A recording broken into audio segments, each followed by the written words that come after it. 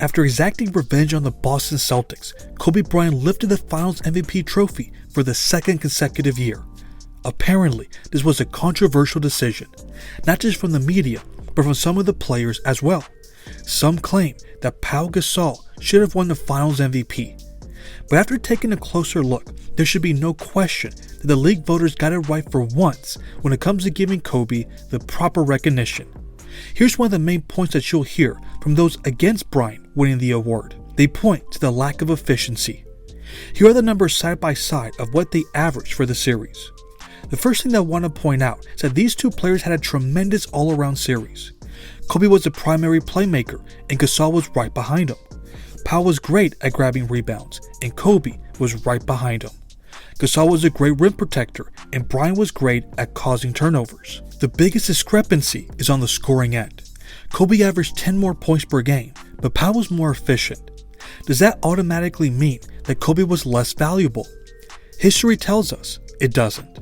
There have been plenty of players who won the Finals MVP while not being efficient. Let's look at Michael Jordan. There were two Finals series where he didn't shoot the ball particularly well. In 1996, he averaged 41.5% against the Sonics.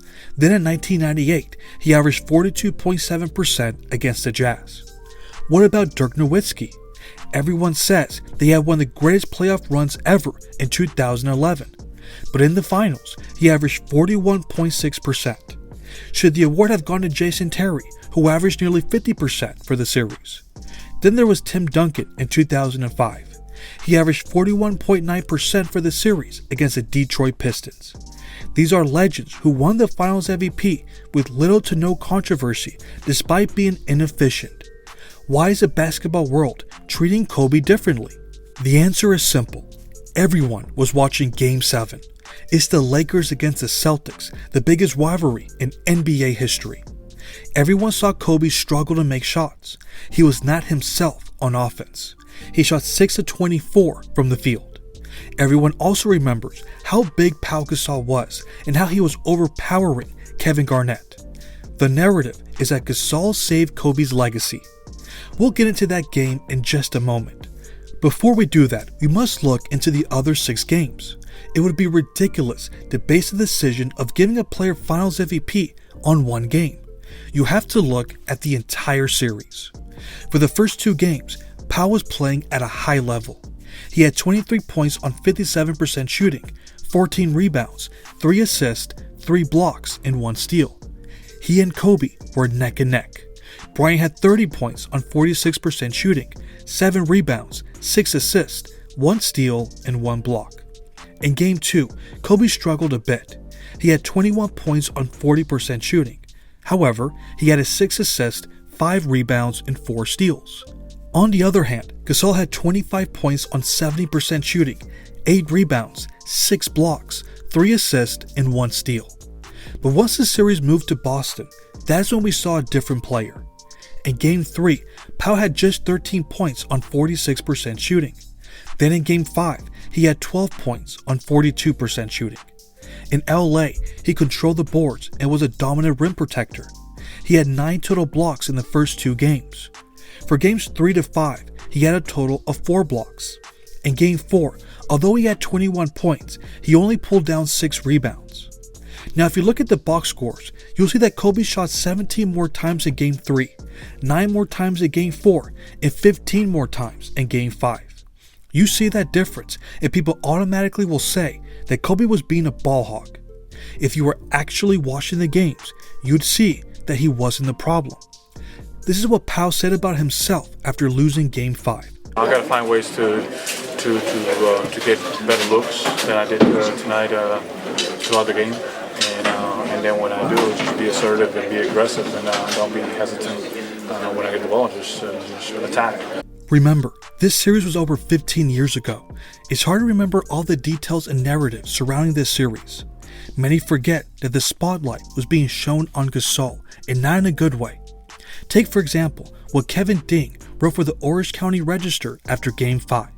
He said, quote, Gasol was being muscled farther and farther away from the hoop by the Boston defense and never did consistently establish his presence inside. He absolutely did not outplay Kevin Garnett in the matchup that Phil Jackson said entering the series was the one to watch. Gasol wasted opportunities to use his agility and creativity to drive when Boston went to the older Rasheed Wallace and the slower Kendrick Perkins on him. He then said, for all his sweet skills and how pivotal he has been to Lakers' greatness these past 3 years, he has been passive, indecisive, and yes, soft when the pressure is on. End of quote. Those were some harsh words, but you've got to remember, a championship was on the line, and the Lakers were one loss away from losing again to their arch rival. In those moments, you're a little harsher on your favorite team when the stakes are that high. But everyone knew that they weren't going to win unless Pau stepped up. This is the reality of the situation. This series highlights the strengths and weaknesses of both players. What's funny is that they are almost opposites. Kobe can be too aggressive at times, and he'll try to shoot his way out of a slump. We saw some of that in Game 7. But Gasol can be too passive, and he'll sometimes disappear during big games. We saw that in Games 3 and 5. They needed each other to win, and they did just enough to get the job done. This is in no way trying to tear down Pau's game. The Lakers wouldn't have won without him. The fact that he gets so much consideration for the Finals MVP proves how great he played. But this narrative that Kobe was not playing well and that Gasol was the reason they won is completely false. With all this context in mind, we can fully answer the question of why Kobe wasn't his most efficient self during the series. Pau admitted that he wasn't being aggressive enough. When he had the right mindset, the Lakers were unstoppable. I believe the Lakers had the best offense in the league when Gasol looked for his shot. That would open things up for the rest of his teammates. When he wasn't, the offense would become more one-dimensional. That is when Kobe would have to take more shots. When he is put in that situation, his efficiency would take a hit. That is what we saw in Game 3 as he went 10 of 29 from the field. But even in that tough environment, his play went to another level. In Game 4, he had 33 points on 46% shooting. That includes going 6 of 11 from behind the arc. Then in Game 5, he had the best performance of the series. He had 38 points on 48% shooting. There was even a stretch where he scored 23 straight points for the Lakers. Unfortunately, his teammates were nowhere to be found. When he's having that kind of performance, you need to capitalize. But let's be honest, we should cut them some slack. They were playing against the most physical and toughest defensive team in the league. Nothing ever came easy against them. For this 7-game series, both teams only scored over 100 points once. It's like we were watching a different game than the product that's being placed today. This was the end of the 90s and 2000s style of basketball. Every game was physical and a defensive war. It was a style that made it nearly impossible to play efficiently for the entire series. It's no wonder that the Lakers shot 41.8% as a team. On the other side, Paul Pierce averaged 43.9% from the field.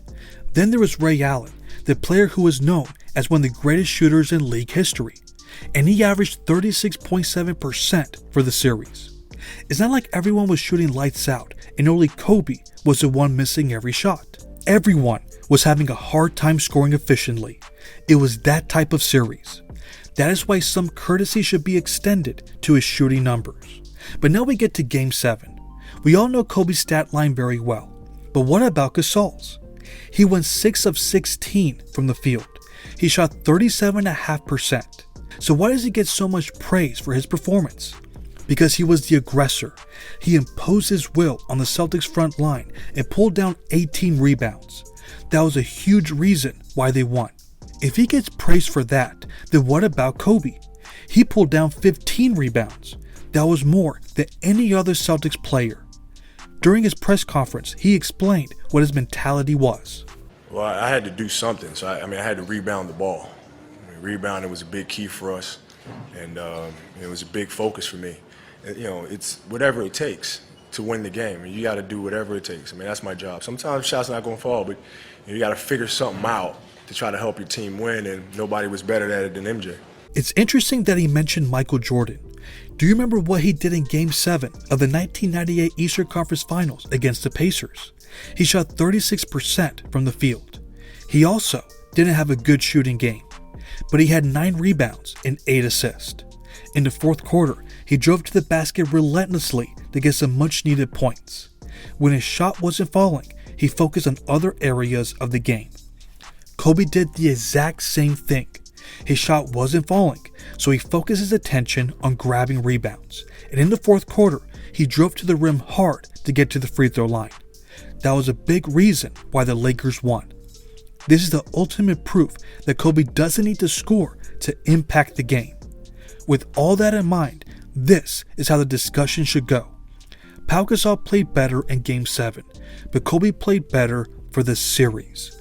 That is why he deserved to win the Finals MVP. Do you agree with that? Who do you think should have won the Finals MVP and why? Let me know in the comments. Thanks for watching.